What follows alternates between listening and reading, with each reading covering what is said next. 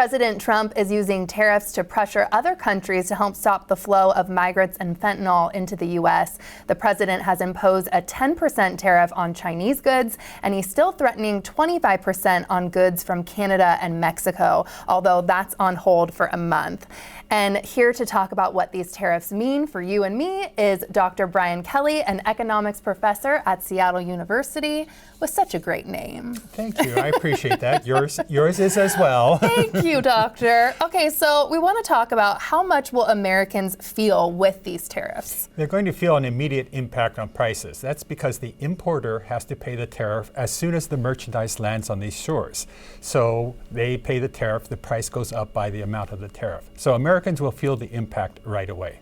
Wow, okay. And the 10% tariff on Chinese goods took effect last week. What types of goods are we talking about there? Kind of unglamorous goods for the most part, electrical machinery, computers, but it also includes the famous rare earth minerals that are so important for manufacturing. So China sends us a lot of producer goods. We think of them as sending us things that we as consumers buy, but really China is all about sending producer goods to the United States, and thus the tariffs will make the supply chain more expensive. And how long do you think it will take for something like that for all the prices to go up?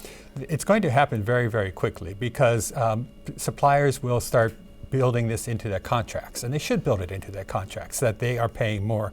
So it isn't some invisible hand slowly adjusting the prices. What it is businesses looking at adjusting their contracts almost immediately. Yeah, definitely. And China has announced it's retaliating with its own tariffs on certain American exports. So what impact do you think that will have on the U.S. economy? So the retaliation by the Chinese in terms of tariffs won't have a big impact. It's on petroleum, liquefied natural gas, a few other items. But they're also retaliating in other ways. They, for example, launched an anti-monopoly investigation of Google as a direct retaliation to the tariffs. So they have plenty of ways to hit back.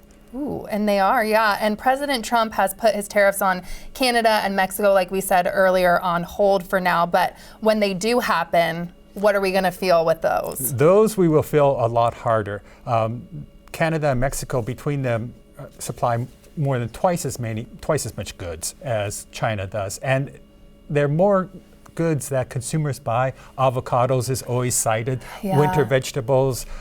In the state of Washington, natural gas from Canada is important. So once again, the price impacts will flow very quickly. It won't take months. It will take weeks or days even for the price impacts to be felt if those tariffs go into effect. Yeah, and we'll find that out in about a month, right? Is that what we're thinking? Unless there's another delay, but nothing about what we've seen is predictable.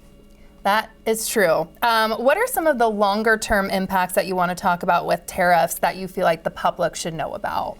The tariffs, besides working through on the price side, have the impact that domestic producers will also raise their prices to match the higher import prices.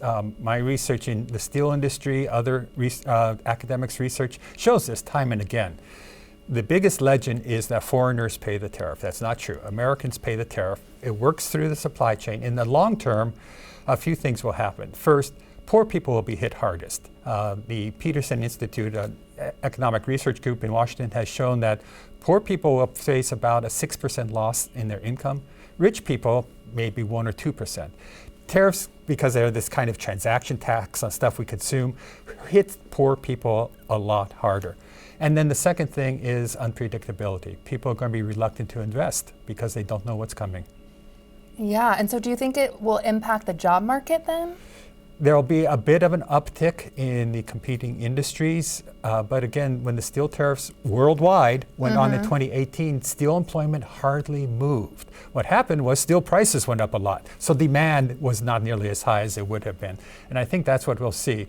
There'll be some direct loss locally, potentially in the port of Seattle. Remember, if a tariff reduces the amount of imports, that means there's going to be fewer jobs for port workers. So that might be an immediate impact. And there'll be lots and lots of other knock-on effects. Do you think we're going to be spending a lot more for American goods then, or like that's where people are going to go? I think that's exactly what will happen. It's what we saw in 2018. I think it's going to happen again. Prices are going up. Yeah, and what advice do you have for people watching just to help navigate, these challenges that might be posed?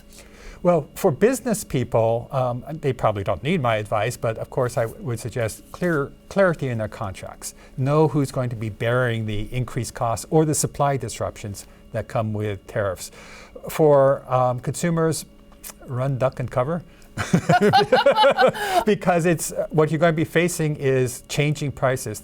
Maybe though you can change your consumption patterns.